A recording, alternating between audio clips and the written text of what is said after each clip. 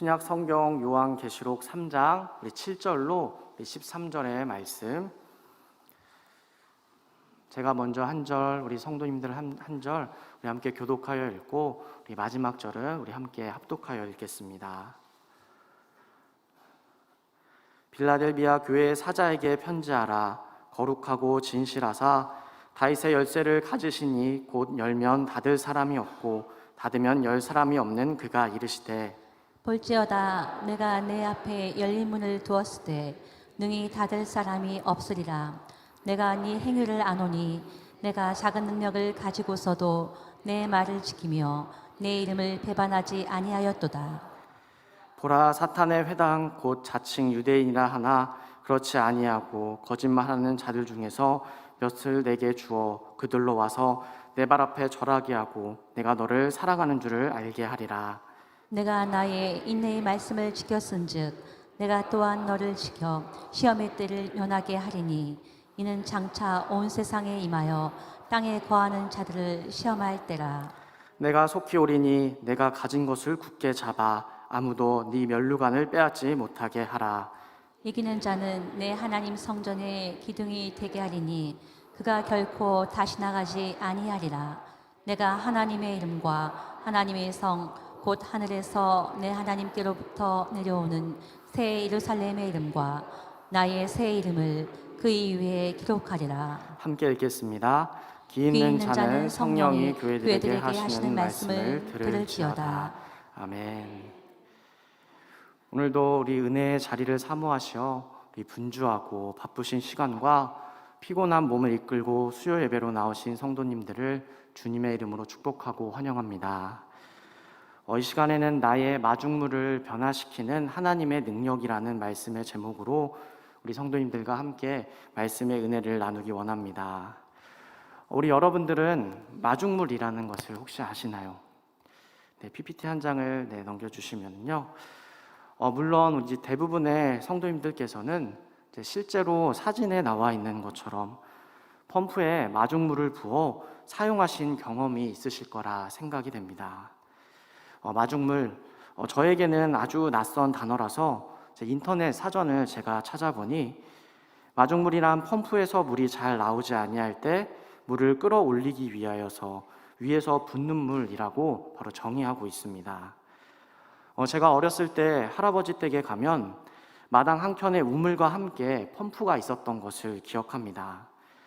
처음에는 펌프를 사용하는 방법을 잘 몰라서 그것이 무슨 물건인지도 모르고 또 아무리 펌프질을 해도 별 다른 변화가 일어나지 않아 그것이 고장 난 것으로 생각했었는데, 후에 할머니께서 사용하시는 그 모습을 보고 펌프라는 것을 깨닫게 되었습니다. 할머니께서 먼저 물 한 바가지를 퍼서 펌프에 붓고 또 펌프질을 하게 되니까 신기하게도 엄청나게 많은 물이 쏟아지는 것을 보게 되었고, 어린 나이에 깜짝 놀랐던 그런 기억이 있습니다. 이때 많은 물을 끌어올리기 위해 처음 붓는 물, 그것을 바로 마중물이라고 하죠. 펌프는 지하 깊숙이 땅을 파고 물이 한 곳으로 모이게 하는 그 우물에 모인 물을 끌어올리는 역할을 하게 됩니다. 그런데 펌프를 사용하고 나서 오랜 시간 동안 사용하지 않게 되면 펌프에 남아있던 그 물이 자연스럽게 아래쪽으로 떨어져 물이 마르게 되고, 이 상태에서 다시 펌프질을 하면 물이 잘 나오지 않는 그런 상태가 됩니다. 이때 다시 펌프를 통해서 물을 끌어올리기 위해 필요한 것, 그것이 바로 마중물이라는 것입니다. 오늘 하나님을 예배하기 위하여 또한 우리 말씀을 듣기 위하여 나오신 우리 성도님들의 그 모습이 바로 우리 성도님들의 작은 능력인 마중물이 될 줄 믿습니다. 바쁜 세상 속에서도 나의 육체를 생각하면 쉬고 싶은 마음과 또한 분주한 삶이 있으시겠지만, 이 시간 우리의 작은 능력인 마중물의 모습으로 주님 앞에 나아갈 때에 큰 능력으로 변화시켜 주시는 우리 하나님의 은혜가 우리 열방교회 모든 성도님들께 임하시기를 주님의 이름으로 축복합니다. 오늘 우리가 읽은 이 말씀에 등장하는 빌라델비아 교회는 지난 제가 수요 시간 때 나누었던 그런 서머나 교회와 더불어서 소아시아 7교회 중에 예수님에게 책망을 듣지 않고 칭찬만 들었던 귀한 두 교회 중에 한 교회입니다. 다른 5교회는 칭찬의 말씀과 함께 책망의 말씀을 들었습니다. 빌라델비아 교회 또 서머나 교회, 이 두 교회만이 바로 우리 주님께 칭찬을 들었던 것이죠. 이 밖에도 두 교회가 가진 공통점이 있는데, 빌라델비아 교회와 서머나 교회는 그리스도인으로 살아가기에 주변 환경이 아주 좋지 않았다는 것과 아주 극심한 박해와 핍박이 있었음에도 불구하고 그들이 끝까지 믿음을 지켰다는 것입니다. 서머나 지역이 로마의 황제 숭배 정책에 가장 적극적인 도시 중에 하나였던 것처럼 빌라델비아 교회가 세워졌던 이 지역 역시 우상 숭배가 가장 극심했던 지역입니다. 그곳은 헬라 문화의 영향으로 혼합 종교가 유행하였고 여러 신전들이 세워져 있었습니다. 아데미 신전, 또 제우스, 아프로디테 신전 등 많은 우상을 모시는 신전이 있던 곳으로, 그래서 그곳을 작은 아테네라고 불렀던 지역이었습니다. 이토록 영적으로 혼란한 곳에서 그들이 하나님의 백성으로 살아가려다 보니 아마도 빌라델비아 교회 성도들의 삶은 혼란 그 자체였을 것입니다. 이것을 보면 우리의 신앙 환경이 좋아야 꼭 신앙 생활을 잘하는 것이 아님을 알 수 있게 됩니다. 제가 과거 교육부서를 섬기는 사역을 할 때 안타까운 아이들을 종종 보게 됩니다. 모태신앙으로 자라나 부모님께서 교회에서 중직을 맡고 있지만 자녀들이 교회를 잘 나오지 않고 점점 신앙에서 또 교회에서 멀어지게 되는 것입니다. 교회를 마음 편하게 갈 수 있는 것이 신앙적으로 너무나 좋은 환경임에도 그것이 축복인지 몰랐던 것이죠. 반대로 부모님께서 신앙이 없고 또 교회에 대해서 부정적이지만 믿음을 지키기 위해서 2배 더 노력하고 열심히 살아가는 친구들도 보았습니다. 스스로 하나님을 예배하는 자리를 지키기 위해 애를 쓰고 자신이 맡은 그 봉사의 직분을 감당하기 위해 노력하는 그런 모습을 보면서 우리의 믿음은 주변 환경에 있는 것이 아님을 알 수 있게 되었습니다. 다시 본문 말씀으로 돌아가서 7절 말씀을 우리 다시 한번 우리 함께 읽도록 하겠습니다. 7절입니다. 시작. 빌라델비아 교회의 사자에게 편지하라. 거룩하고 진실하사 다윗의 열쇠를 가지시니 곧 열면 닫을 사람이 없고 닫으면 열 사람이 없는 그가 이르시되. 아멘. 소아시아 7교회를 향해서 말씀하시는 주님은 먼저 자신에 대해서 이렇게 알려주십니다. 각 교회에 말씀하시는 그런 주님의 묘사의 내용이 모두 다른데, 빌라델비아 교회를 향해서는 거룩하고 진실하신 분, 다윗의 열쇠를 가진 분이다라고 바로 말씀하고 있습니다. 여기서 말씀하는 다윗의 열쇠, 메시아가 가지고 있는 그 열쇠를 뜻하지요. 곧 다윗의 열쇠를 가지신 메시아이신 예수님께서 생명과 사망, 또 천국과 지옥, 세상의 모든 권세를 가지고 계신 것을 바로 나타내 주고 있습니다. 이런 권세를 가지신 그 주님이 자신에 대해서 열면 닫을 사람이 없고 닫으면 열 사람이 없다라고 바로 말씀하십니다. 그런 강력한 능력을 가지고 계신 주님께서 빌라델비아 교회를 향해서 바로 다음과 같이 말씀해 주십니다. 8절 말씀 제가 읽어드리겠습니다. 볼지어다 내가 네 앞에 열린 문을 두었으되 능히 닫을 사람이 없으리라 라고 말씀해 주고 있습니다. 이것은 무슨 말씀일까요? 다윗의 열쇠를 가지신 능력 많으신 그 주님이 지금 강력한 능력을 통하여서 복음 전파의 문을 활짝 열어두셨다라는 것입니다. 그야말로 주님의 권세가 얼마나 위대한지 우리는 말씀을 통해서 강한 힘을 느낄 수 있습니다. 그런데 당시 빌라델비아 교회는 사람의 눈으로 볼 때, 또 세상의 기준으로 볼 때 아주 초라하기 짝이 없는 그런 교회였습니다. 그들에게는 현실적으로 겪어야 했던 엄청난 박해와 고난이 있었는데, 첫째는 그들은 로마 정부로부터 극심한 핍박을 받고 있었고, 또 두 번째는 동족인 유대인들에게까지 박해를 당하고 있었습니다. 9절 말씀에서 이야기하고 있듯이 보라 사탄의 회당 곧 자칭 유대인이라 하나 그렇지 아니하고 거짓말하는 자들 중에서라는 표현이 나오게 되는데, 이것을 보면 동족인 유대인들이 빌라델비아 교회를 핍박하고 있었다는 것을 알 수 있습니다. 마지막으로 빌라델비아 지역은 활화산 지대로서 지진이 끊임없이 계속되는 위험 가운데에 노출되며 그들이 살아가고 있었습니다. 실제로 역사가들은 빌라델비아 지역에 강타했던 무서운 지진들의 예를 이야기하는데, 역사적 자료를 보면 주 17년에 대지진이 일어나 도시 전체가 폐허가 되었고, 당시 로마 정부가 조공 바치는 것을 5년간 유예해 줄 정도로 아주 극심한 지진이 있던 곳이 바로 빌라델비아 지역이었습니다. 그렇게 계속되는 지진 때문에 빌라델비아 지역 사람들은 불안한 상황 가운데에서 살아가야만 했습니다. 이렇게 2중 또 3중으로 고난을 당하고 있었기 때문에 그들에게는 그 고난을 감당할 힘이 없었습니다. 요한계시록 3장 8절 말씀을 보면 주님이 그들을 향해서 네가 작은 능력을 가지고 라고 바로 말씀하십니다. 여기에 나오는 이 작은 능력, 정말 아주 미약하고 작은 능력을 의미합니다. 작다라는 헬라어 원어 단어는 어리다, 또 작다, 거의 없다라는 뜻으로 사용되는 단어입니다. 이 단어가 얼마나 작고 보잘것없는 것인지 나타내 주는 것을 우리가 누가복음 9장 48절 말씀에서 똑같이 쓰인 본문을 찾아서 살펴보도록 하겠습니다. 제가 9장 48절 말씀을 읽어드리면, 그들에게 이르시되 누구든지 내 이름으로 이런 어린 아이를 영접하면 곧 나를 영접함이요, 또 누구든지 나를 영접하면 곧 나를 보내신 이를 영접함이니 너희 모든 사람 중에 가장 작은 그가 큰 자니라. 이 말씀에서 가리키는 이 작은 자들이란 바로 어린아이와 여자들을 뜻합니다.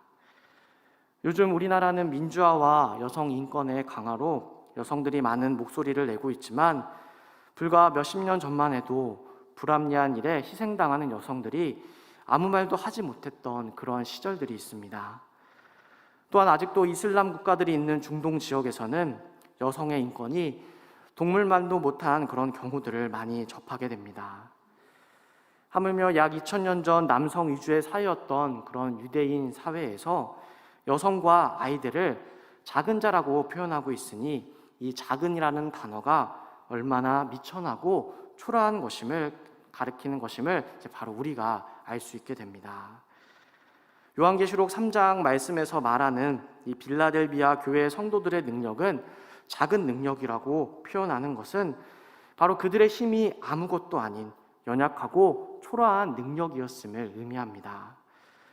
조금 더 공감하실 수 있도록 우리의 현실로 비추어 빌라델비아 교회를 생각해 본다면, 우리 주변에서 종종 볼 수 있는 20평도 되지 않는 오래된 작은 상가 건물 지하에 10명 미만의 성도들이 함께 모여 예배드리는 미자립 교회를 우리가 생각해 볼 수 있습니다.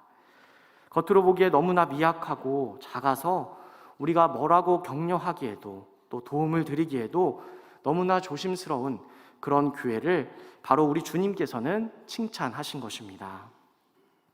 그것도 열면 닫을 사람이 없고 닫으면 열 사람이 없는 강력한 능력으로 그 앞에 열린 문을 두셨다고 말씀하시며 주님께서 칭찬하셨습니다.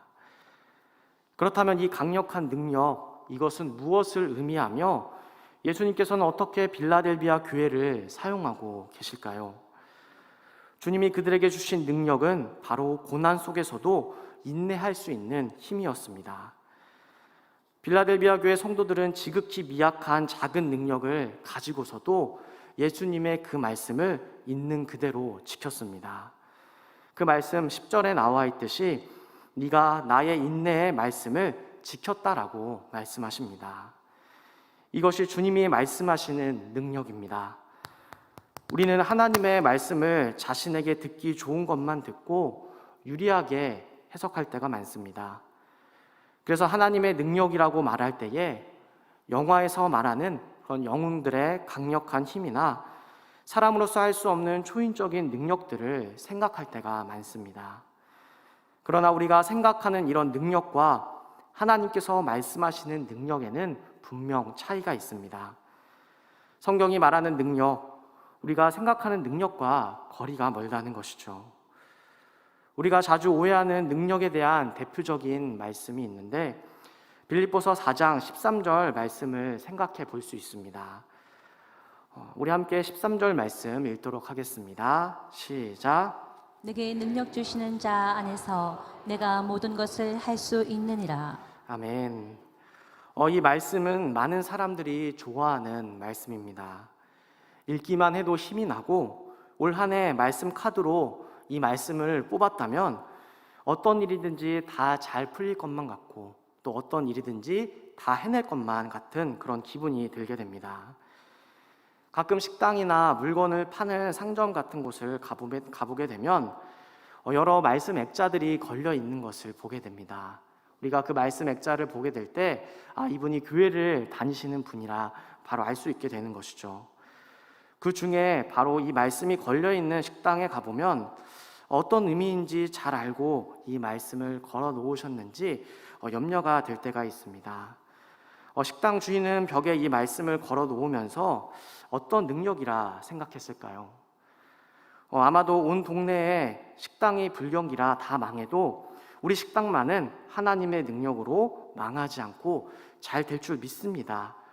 요즘같이 코로나19로 모든 식당이 어렵다고 말하는데 그 가운데서도 문을 닫지 않고 내게 능력 주시는 우리 하나님의 능력으로 말미암아 우리 식당은 잘 될 거라는 그런 믿음으로 생각하는 경우가 많다는 것입니다. 그런데 그것은 이 말씀을 있는 그대로 잘못 해석한 말씀입니다. 이 말씀을 제대로 보려면 앞선 말씀을 우리가 함께 볼 수 있어야 합니다. 우리 앞선 말씀인 11절, 12절 말씀도 우리 함께 보도록 하겠습니다. 11절, 12절입니다. 시작. 내가 궁핍함으로 말하는 것이 아니니라.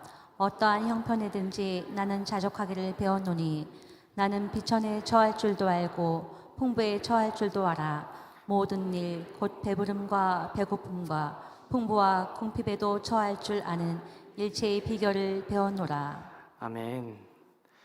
이 같은 말씀을 배경으로 바로 그 다음 말씀인 내게 능력 주시는 자 안에서 내가 모든 것을 할 수 있느니라는 말씀이 나오는 것입니다. 즉 여기서 말하는 이 능력, 어려운 상황과 환경을 뛰어넘고 초월하는 그런 차원에서의 능력을 말합니다. 이런 말씀으로 식당에 걸려있는 이 말씀을 우리가 다시 생각해 보면 저에게는 환경을 초월하는 주님의 능력이 함께하기 때문에 전 재산을 투자한 이 식당이 쫄딱 망해도 괜찮습니다 라는 엄청난 믿음의 고백이 됩니다. 이처럼 하나님이 말씀하시는 이 능력, 환경을 초월하는 능력입니다. 내가 어떤 상황에 처하든지 상관없이 심지어 바울처럼 복음을 전하다가 억울하게 박해를 당하거나 감옥에 갇혀도 절대로 내 안에 하나님을 향한 그 믿음과 평강을 빼앗기지 않겠다는 고백의 능력입니다. 그래서 사도들을 비롯한 수많은 그리스도인들은 그 상황과 환경을 초월하는 하나님의 능력으로 세상을 이기며 살아갔습니다. 우리나라 역사를 통해 볼 때에도 하나님의 능력으로 변화되어 교회와 신앙, 나아가 나라를 지키기 위해 상황과 환경을 초월하였던 그런 능력을 보여준 수많은 그리스도인들을 보게 됩니다. 1910년 8월 29일 한일 병탄 후에 독립운동을 한 사람의 대다수가 바로 기독교인이었다고 합니다. 비밀 결사조직인 신민회라는 것이 있는데 그 구성원은 감리회 또 장로회 출신 사람들로 구성이 되어 있고 무려 기독교인들이 12만 명이나 되었다고 합니다. 믿음과 신앙을 가진 기독교인들은 한일병탄을 자신의 죽음보다 더한 비극이라 생각하고 일제로부터 그 민족을 해방시키는 것이 하나님으로부터 부여받은 거룩한 의무라고 믿었습니다. 그래서 민족과 나라를 지키기 위해서 또한 교회와 자신의 신앙을 지키기 위해서 수많은 그리스도인들은 하나님의 그 말씀 그대로 행하였습니다. 그 모습이 바로 그 시대의 사명이었던 나라의 주권을 되찾는 일이었습니다. 그래서 많은 기독교인들은 자신의 목숨을 걸어 독립운동을 하였습니다. 도산 안창호 또 남강 이승훈, 백범 김구 선생님과 같은 독립운동가가 기독교인이었고 3.1운동의 민족 대표 33인 가운데에 무려 16명이 기독교인이었음을 역사가 증명해 주고 있습니다. 그러나 우리가 알다시피 그들은 모두 핍박과 박해를 당하면서 믿음을 지키기 위해 철저하게 싸우다가 죽임을 당하게 됩니다. 그리고 많은 기독교인들 또한 우상 숭배를 강요받다가 고문을 당하기도 하고 처형을 당했습니다. 우리가 인간적인 눈으로 볼 때 과연 그들의 삶이 하나님의 능력이 함께하는 삶일까요? 우리는 이런 하나님의 능력을 눈에 보이는 결과에만 적용하려고 합니다. 그래서 하나님의 능력이 함께하기에 우리 자녀들이 꼭 좋은 대학에 가야 하고, 또 우리 자녀들이 꼭 좋은 직장에 취직해야 하고, 무언가 세상에서 잘 되고 성공해야만, 또 사람들의 인정을 받아야만 하나님의 능력으로 복을 받았다 생각을 하게 됩니다. 그러나 이것은 하나님의 능력을 잘못 해석한 적용입니다. 이런 의미에서 빌라델비아 교회는 그만큼 우리의 삶에 비록 너무나 작고 초라한 보잘것없는 능력을 가진 그런 존재처럼 보였지만 그들의 내면은 강한 하나님의 능력으로 붙들려 온갖 박해와 핍박 속에서도 흔들리지 않는 교회가 될 수 있었습니다. 바로 하나님께서 빌라델비아 교회의 그 모습을 칭찬하신 것입니다. 우리 열방의 모든 성도님들께서도 우리 하나님께 칭찬받는 믿음과 신앙이 되셔야 하는데, 그 모습은 바로 상황과 환경에 따라 흔들리는 믿음과 또한 상황과 환경에 초월하는 힘과 믿음이 되셔야 합니다. 그 힘과 믿음으로 살아가시며 하나님께 칭찬받는 우리 모든 열방의 성도님들 되시기를 주님의 이름으로 축복합니다. 그렇다면 그들이 가진 이 작은 힘은 무엇이었을까요? 빌라델비아 교회 성도들이 가진 이 힘은 세상 가치관에 물들지 않는 힘이며 바로 세상을 이기는 힘이었습니다. 12절 말씀을 보면 이기는 자는 내 하나님의 성전에 기둥이 되게 하신다라고 말씀하십니다.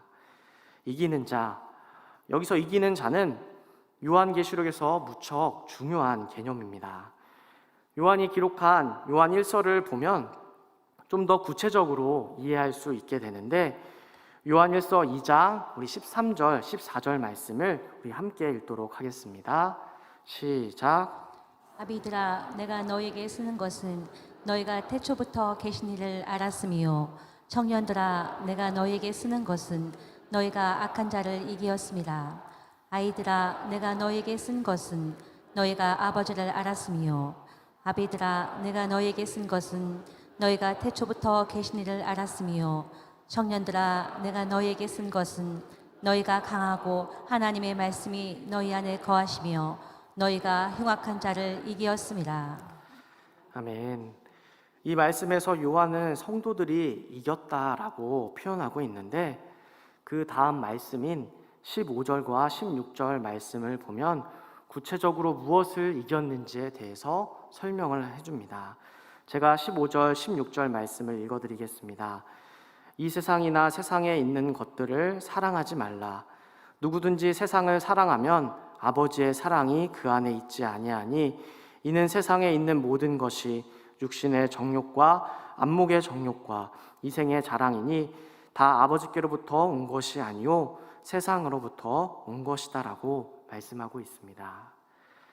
바로 요한이 세상을 이겼다라고 말할 때에 이 세상이라는 것은 육신의 정욕, 안목의 정욕, 이생의 자랑을 의미하는 것입니다.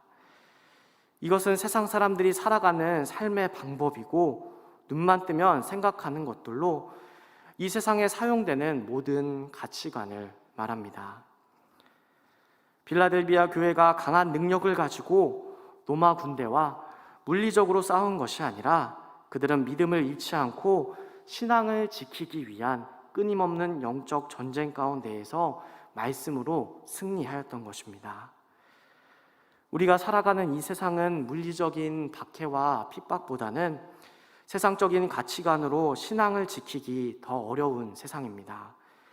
인본주의를 강조하는 교육으로 인해서 신본주의인 하나님의 말씀을 인정하지 않으려 하고, 하나님이 없다고 말하는 인본주의적 이성주의는 과학을 활용하여서 하나님께서 창조하신 이 세상을 무시하려고 합니다.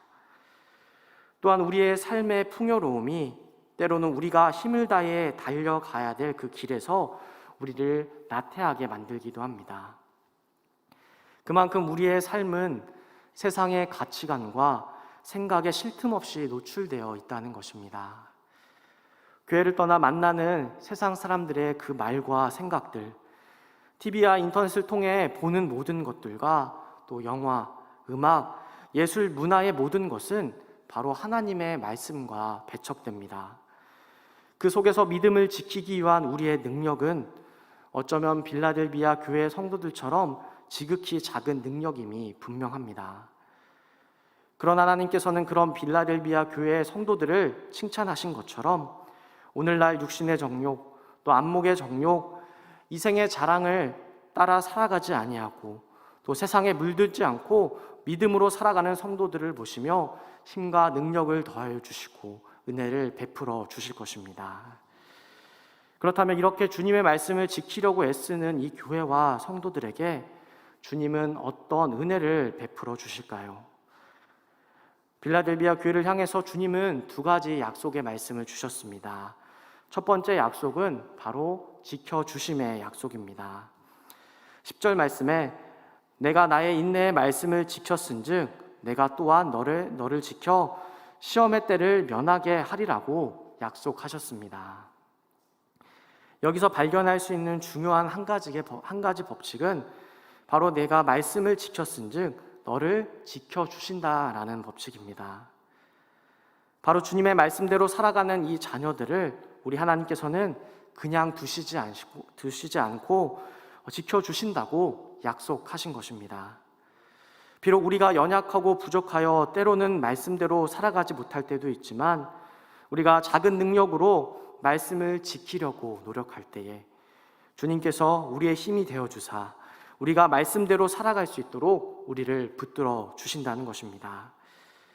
하나님께서는 이스라엘 백성들에게 언약으로 말씀해 주셨습니다.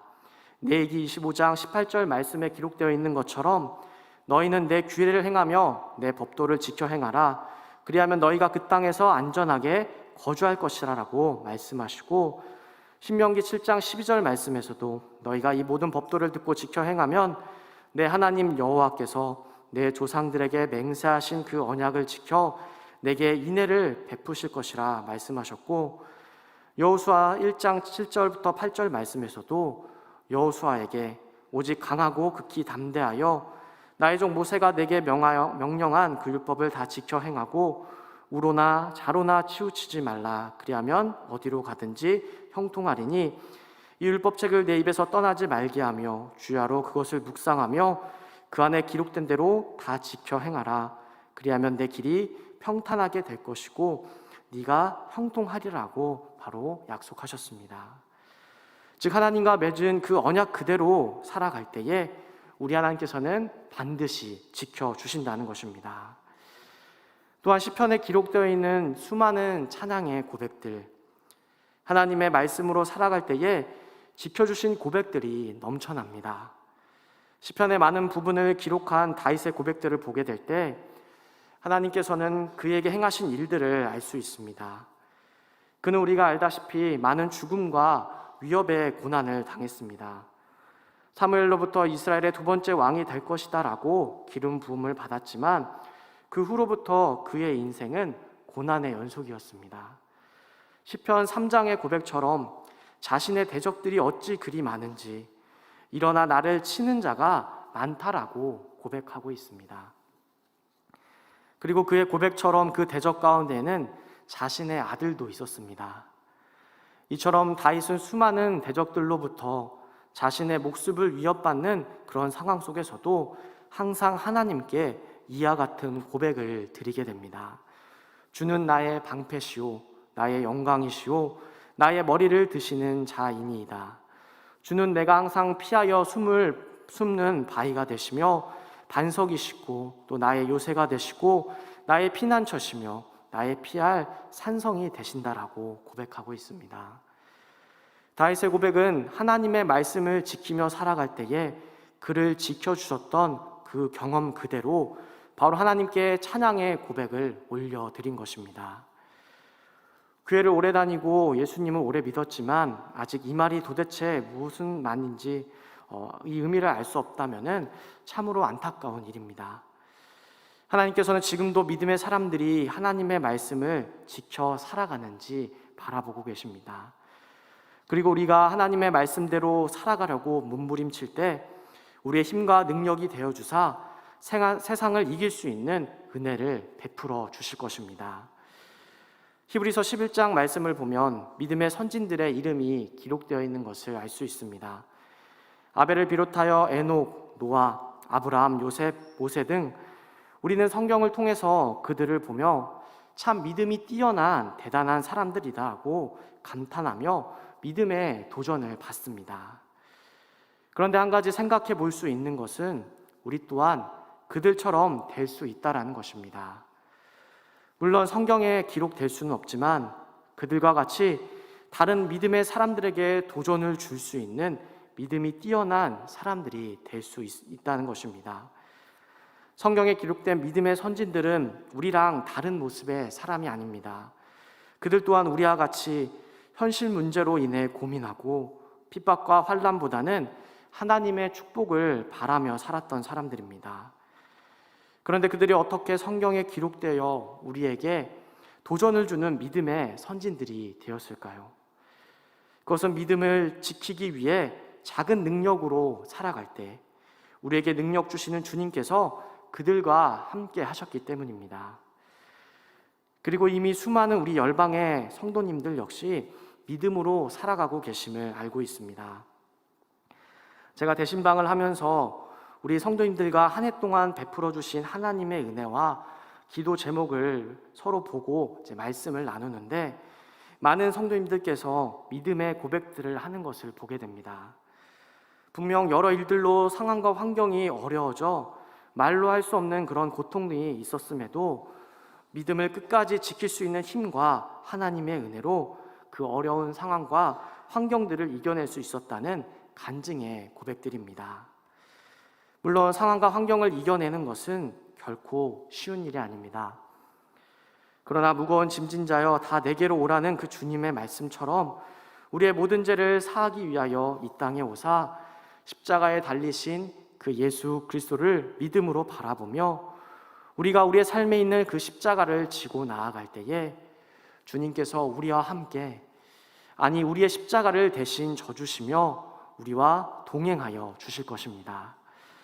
더욱더 하나님의 말씀을 지키심으로 우리 하나님께서 지켜주심을 경험하며 간증으로 또한 찬양의 고백으로 우리 하나님께 영광 올려드릴 수 있는 우리 모든 열방의 성도님들 되시기를 주님의 이름으로 축복합니다.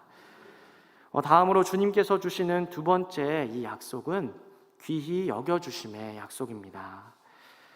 오늘 말씀 3장 12절에 기록되어 있는 것처럼 이기는 자에게는 내 성전에 기둥이 되게 하시고 그 이름을 기록해 주신다는 그 주님의 이 약속, 그 약속은 우리를 하나님의 자녀로 소중한 존재로 여겨주신다는 것입니다. 그 기둥에는 하나님의 이름도 새겨져 있고 새 예루살렘의 이름도 새겨져 있으며 예수 그리스도의 그 이름도 새겨져 있습니다.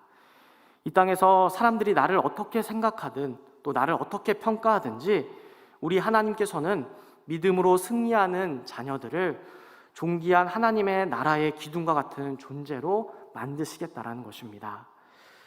앞서 나누었던 다윗, 그는 시편의 수많은 찬양의 고백들을 기록하고 또 하나님의 마음에 합한 사람이며 모든 유대인들의 존경과 또 예수님을 믿는 모든 사람이 다 알고 있는 아주 유명한 사람이지만 하나님께서 그를 택하여 찾아오시기 전까지 그는 무명한 자였습니다. 하나님께서 사무엘 선지자에게 명령하여 사울을 대신할 이스라엘 왕을 찾아 이새의 집으로 찾아왔을 때에 그는 가족들에게도 인정받지 못한 존재였습니다. 그런데 그런 그를 우리 하나님께서는 주목하시고 선택하셨습니다. 당대 유명한 사무엘 선지자가 이새의 집에 왔음에도 가족들 어느 누구도 다윗을 신경 쓰지 않을 만큼 그는 가족 가운데서도 버림받은 존재, 무명한 자였습니다. 그래서 양을 치며 아무도 찾지 않던 그 다윗을 찾은 분, 바로 우리 하나님이십니다. 하나님께서 그를 기름 부어 왕으로 세우신 것이고 다윗을 존귀한 자로, 유명한 자로 세우신 분이 바로 우리 하나님이십니다. 저는 매 주일마다 우리 하나님께서 인정해 주시는 귀한 헌신의 모습을 우리 교회 가운데 보게 됩니다. 그것은 우리 예수 그리스도의 몸된 교회인 우리 열방교회를 세워가기 위해서 보이지 않는 곳에서 일하시는 수많은 일꾼들의 헌신입니다. 추웠던 지난 겨울에 어둡고 궂은 날씨에도 아침 일찍 나와서 주차 안내로, 또 운전 봉사로, 방송실과 예배 안내로, 또 교사 등 자신에게 맡겨진 그 귀한 자리와 사명을 충성되게 감당하시는 일꾼들의 모습을 보았습니다. 사실 교회에서 하는 대부분의 사역은 이런 점에서 매우 힘들고 어려울 때가 있습니다. 교회 사역은 꾸준해야 해서 한 주라도 그 자리를 비우거나 절대 빠질 수 없습니다. 또한 교회의 사역은 사람들이 잘 모르고 인정해 주지 않는, 보이지 않는 일들이 많이 있습니다. 그리고 당장 눈에 보이는 그런 변화가 일어나지도 않고 또한 보상이 주어지지도 않습니다. 꼭 가정에서 가족들을 위해서 청소하고 밥을 하고 빨래를 하시는 그런 전업주부의 모습과도 같습니다. 한마디로 교회의 사역은 주님 오실 그날까지 쉬지 않고 꾸준하게 감당해야 하는데, 그 일을 하면서 칭찬과 격려, 보상을 받기보다 사람들의 무관심과 비판의 목소리를 들을 때가 많다는 것이죠. 한 예를 들어서 보통 우리가 방송실에서 수고하시는 우리 방송팀이 있다는 존재감을 언제 깨닫게 되나요? 방송이 잘 나올 때, 또 음향이 잘 될 때 그들의 존재를 깨닫게 되나요? 보통 우리가 방송이 원활하지 않거나 또 찬양의 가사가 틀리고 또 PPT가 잘 넘어가지 않고 마이크의 소리가 잘 나지 않을 때에 우리는 방송실을 보면서 그때 방송실의 존재를 느끼시지는 않으신가요? 평소 우리가 예배드릴 때에 영상과 음향이 잘 작동되면 원래 영상과 음향은 누가 수고하지 않아도 잘 작동되는 것처럼 생각하며 보이지 않는 곳에서 수고하는 그들의 헌신을 생각하지 않는 것이 사실 우리의 모습입니다. 어느 누가 깊은 잠을 자고 싶은 주일 아침에 일찍 나오고 싶을까요? 또한 어느 누가 육체적으로 힘들고 사람들에게 인정받지 못하는 자리에서 일을 하고 싶어 할까요? 또 어느 누가 남들이 하기 싫어하고 꺼려하는 일들을 하고 싶어 할까요? 그러나 우리 성도님들께서는 누가 보고 있지 않아도, 또한 누가 알아주지 않아도 하나님을 사랑하는 마음과 우리 열방교회 성도님들을 사랑하는 그 마음으로 맡겨진 자리에서 충성되게 헌신하고 있으니 우리 성도님들의 그 모습이 너무나 아름답습니다. 지난 4월 둘째 주 토요일에 PPT를 한 장 넘겨주세요. 토요일에 예수 그리스도의 몸된 교회를 청소하기 위하여서 많은 분들이 나오셨습니다. PPT를 한 장 넘겨주십시오. 네. 원래 제가 대청소를 한 후에 이제 돌아오는 수요일에 제가 바로 원래 수요일 설교를 해야 됐었는데 그때를 준비하며 이제 이 사진들을 찍게 되었습니다. 그런데 특세 기간에 이제 말씀을 짧게 전해야 되는 그런 상황으로 인해서 준비했던 이 말씀과 이 사진을 이제 한 달이 지난 이제 오늘 보여드리게 되었네요. 사진을 보시니까 함께 청소하던 그때가 혹시 기억이 나시나요? 이날 청소한다고 해서 누가 알아주지도 않고 또 자신에게 어떤 유익도 없었는데 많은 열방의 성도님들이 함께 나와주셔서 수고해 주셨습니다. 사진을 보니 밝게 웃으시면서 즐겁게 또 열심히 청소하시는 그 모습, 절대 누가 시켜서 억지로 하는 모습이 아닌 것을 우리는 알 수 있습니다. 제가 우리 성도님들의 모든 마음을 다 알 수는 없지만 참여하신 우리 모든 성도님들께서는 예수 그리스도의 몸된 교회를 깨끗하게 하기 위해서 바로 자신의 일이라 생각하고 기쁨과 감사함으로 헌신하셨을 거라 믿습니다. 바로 여기에 하나님의 나라와 교회를 세워가는 힘이 있습니다. 우리가 하나님의 나라와 의를 위하여 우리의 작은 힘과 수고로 헌신할 때에 분명 우리 하나님께서는 그 모습을 보시고 귀하다 인정해 주시고 하늘의 큰 상급으로 채워주실 줄 믿습니다.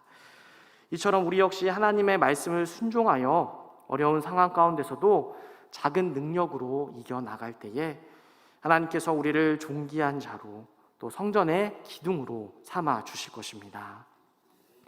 그리고 하나님의 성전의 기둥이 된다는 것은 또한 안전함을 의미하게 됩니다. 내가 하나님을 신뢰하고 붙잡으면 하나님은 우리를 든든한 기둥같이 우리를 지켜주시겠다라고 약속하셨습니다.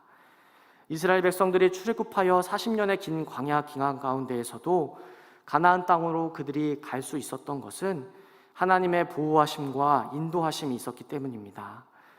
때에 따라 먹여주시는 만나와 메추라기로 갈급할 때 공급해 주시는 그 물과 구름 기둥과 불 기둥으로 지켜주시는 그 하나님의 은혜가 없었다면 그들은 광야에서 하루도 버틸 수 없었을 것입니다.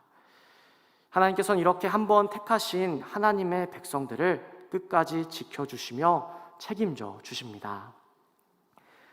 우리가 살아가고 있는 이 세상이 얼마나 불안정하고 불투명한 세상인가요? 코로나19와 같은 말도 안 되는 질병이 일어나 오랜 시간 많은 사람들이 불편함을 겪고 아파하기도 하며 심지어 생명을 잃기도 하였습니다. 또한 갑자기 다리가 무너져 내리기도 하고 차에서 물건이 떨어져 사고가 나기도 하며 태풍과 지진, 여러 가지 자연 재해와 사고들이 우리의 마음을 불안하게 만듭니다. 그리고 우리의 현실에 경제적인 어려움과 위기가 우리 마음의 여유를 빼앗아 편히 쉬지 못하게 합니다. 이럴 때일수록 우리는 상황과 환경을 바라보는 것이 아니라 우리를 기둥같이 세워주시고 안전하게 붙들어 주시는 그 하나님만을 바라보아야 합니다. 우리의 믿음의 대상은 오직 하나님께 있음을 기억하시고 하나님만을 의지하는 삶을 살아가셔야 합니다. 이제 말씀을 정리하면서 이 약속의 말씀이 있었기에 빌라델비아 교회의 성도들은 핍박과 환난 가운데서도 믿음을 지켜낼 수 있었습니다. 우리의 능력은 마중물처럼 작을지라도 우리가 작은 능력으로 하나님의 말씀을 의지할 때에 주님께서 함께 하셔서 큰 능력으로 우리를 변화시켜 주실 것입니다. 세상과 사람들의 소리로 불안한 마음과 생각이 찾아올 때에 오늘 말씀을 기억하시기를 바랍니다. 하나님께서는 한번 약속하신 것을 반드시 이루시는 분임을 기억하시고 하나님의 그 말씀 그대로 살아갈 때에 지켜주시고 또한 존귀하게 여겨주시는 그 약속을 의지하시며 믿음으로 승리하시는 우리 열방교회 모든 성도님들 되시기를 주님의 이름으로 축복합니다.